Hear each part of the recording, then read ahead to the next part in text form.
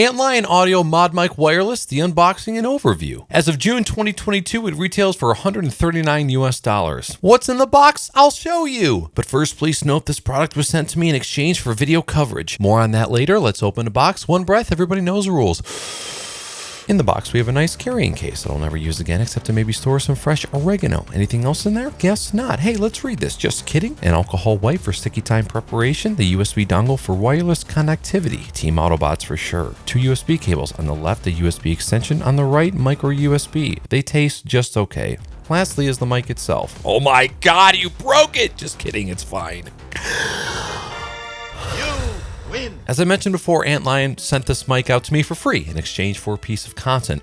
They have no control over what I say, and I get to keep it afterwards. Antlion Audio has been around for quite some time, and mostly popular for the wired mics that you could stick onto any headset in case you were using headphones instead of a gaming headset. They also make a wireless mic, which is pretty sick because it means one less wire that is draped across your chest, irritating your nipples. You can see mine. As far as the setup goes, take the provided alcohol pad, clean the surface that you plan to sticky things to, and then take one of the included mounting brackets and attach it to wherever you see fit.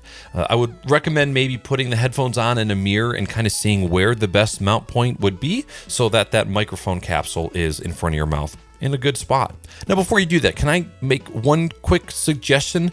This microphone suffers from a terrible disease called micro USBness. I hate micro USB. So I purchased this on Amazon that lets you turn any micro USB port into a magnetic USB port. So when it comes to charging, I'm not fiddling around so much. Plus the cord is purple, so you're like royalty now. Since the mod mic is prepared by being prepared, you don't need to pair it once you plug it in. So you got the USB receiver in your computer, you've got your mic attached. How does it sound? I just recorded 10 minutes worth of talking without putting a memory card in the camera. So right now this microphone is in the omnidirectional mode. I have my input gain in macOS at like 2%, and I'm going to show you all up on the screen right here. And I was wondering if this microphone was doing any kind of auto leveling, but you'll see as I up the gain higher and higher later on how the volume significantly raises. So without me speaking, you'll see how quiet the preamp is. Oh, excuse me. All right, let's do a little bit of reading, and I will adjust myself so I don't have to edit this in post. Oh, room for text. Apple reportedly has booked TSMC capacity for its upcoming 3nm M3 and M2 Pro processors, said DigiTimes, in a report focused on competition between chip makers like TSMC and Samsung to secure 3nm chip orders. As expected, the report said TSMC will begin volume production of 3nm chips in the second half of 2022. In all likelihood, the M2 Max would also be manufactured based on the 3nm process in this scenario. That chip would be suitable for the highest-end MacBook Pro configurations and the Mac Studio if Apple chooses to update that computer within the next year or so. Okay, so let's switch over to the unidirectional mode. Pretty significantly lower noise floor. Apple reportedly has booked TSMC capacity for its upcoming 3nm M3 and M2 processors, says DigiTimes, in a report focused on competition between chip makers like TSMC and Samsung to secure 3nm chip orders. As expected, the report said TSMC will begin volume production of 3nm chips in the second half of 2022. So just a couple of first impressions. I do really like how sleek this microphone looks. It really looks like it's a part of this headset aside from the color difference. And I know that's not going to be necessarily the same for every single headset, but for this particular one, you know, aside from me electrical taping some foam up here, it looks really good. One of the things I worry about is the mounting system. So moving side to side, there isn't a whole lot of wiggle. But when I'm looking up and down, I'm worried about the noise that that's going to make. Like the magnet is really sturdy. Really sturdy. But it still just wiggles a little bit too much for my liking. And with these closed back headphones, I can hear the wiggling inside these cans, and that I'm not a fan of. It finds itself pretty easily as well.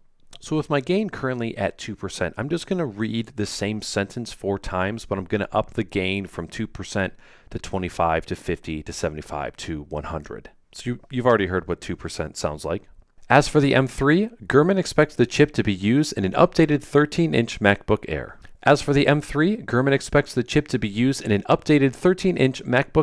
75% and I am peaking just talking.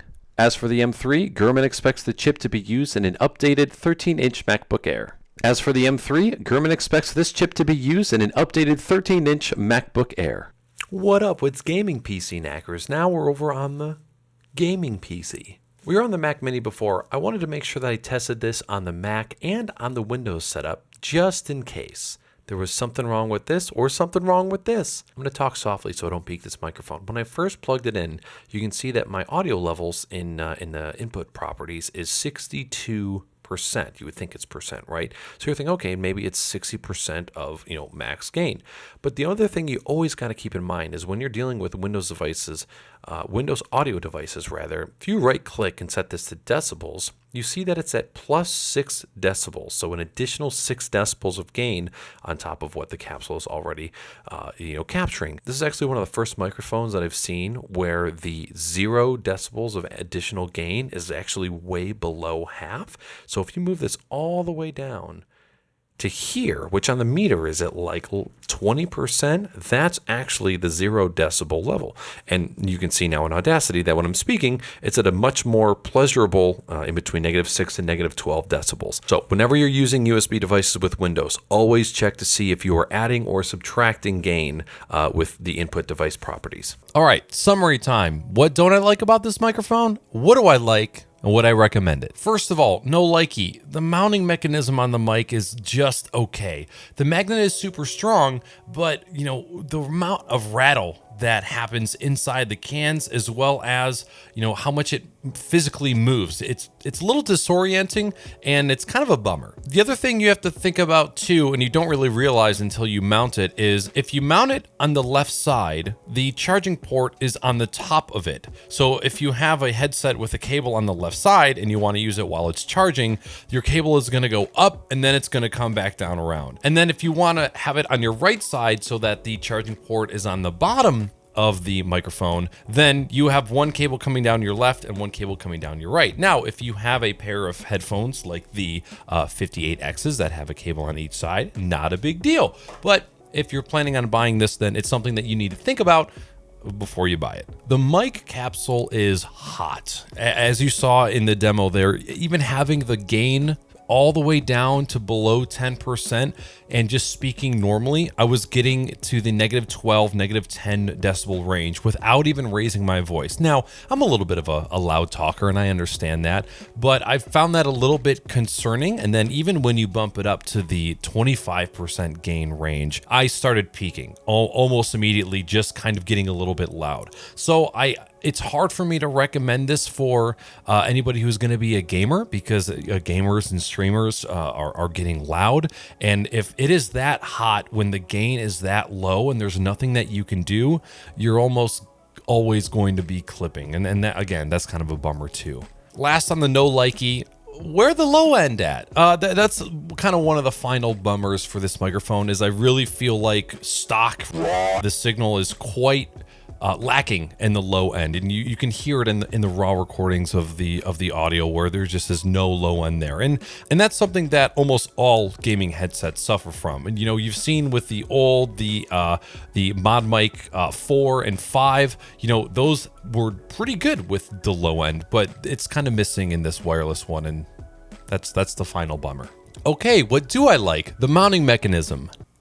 Wait. I wanted to acknowledge the mounting idea. Super strong magnet, jagged edges. It seems like it should work, but it doesn't. So I wanted to give the credit where the credit is due. And plus, because they come with multiple mounting pads, if you had multiple headsets, you could use the mic on multiple headsets and just easily take it off one and put it on the other.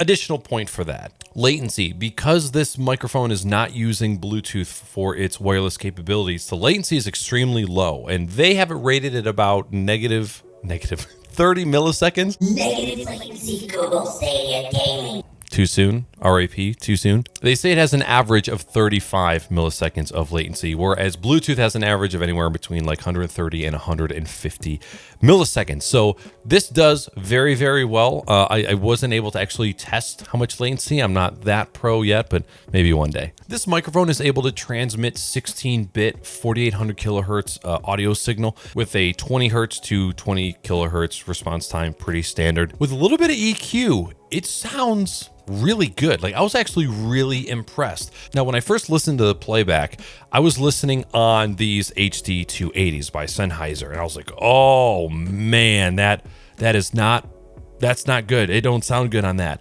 And then I went and switched over to my gaming PC where my 58Xs are, and not like a $400 DAC amp setup. Those headphones are just plugged into my Beacon mic, which, as you know, has the Dragonfly Red DAC amp in it, and it sounded way better. And I don't know if it was just a product of that microphone sounding better on open back headphones, but I was like, oh, okay, this is what it actually sounds like. And I was very impressed with the sound, even before the EQ. And then I slapped the EQ, a little bit of gain boosting, a little bit of compression. I thought it sounded great. I was very impressed. Final two things. One, the dedicated mute button on the mic, awesome. Number two, the multi-platform support. When I moved from the M1 Mac Mini over to the Windows PC, they were both plug and play. Immediately plugged in, immediately recognized. I started recording within that minute. Not having to do any pairing was a plus for me as well. Again, very impressed with that experience. Would I recommend this microphone? It is difficult for me to recommend it to everybody.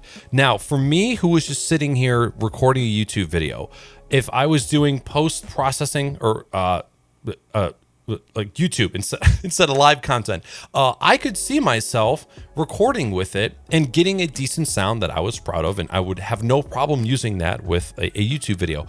However, the hot capsule, or the hot preamps rather, where it seems like you have to have the microphone so quiet in order to get a usable signal, that worries me. And anytime I have a microphone that peaks really easy, it doesn't really cater towards gamers and streamers and content creators, because naturally the majority of us get loud. However, not everybody gets loud. Not everybody is a screamer or a scream streamer. Not everybody thinks screaming is funny, which, who cares what they think? One of my second thoughts was, VR streamers. If you're somebody with a VR headset and you're not really happy with the mic quality, maybe you could use the Modmic Wireless. But again, when I think VR, I think of like people getting scared and playing scary games, and would it really hold up if you are screaming? I don't know. If you're not a screamer, maybe you're just doing some of that VR chat goodness, and maybe it's maybe some people are still screaming in there. Kind of depends on what you're into. But nevertheless, it's tough. I feel like this is a niche product, but then again, maybe they saw like a niche market where they're like, you know what, we really don't have a product for this, or maybe we really want to test the waters with the wireless capabilities, and maybe they're working on something else.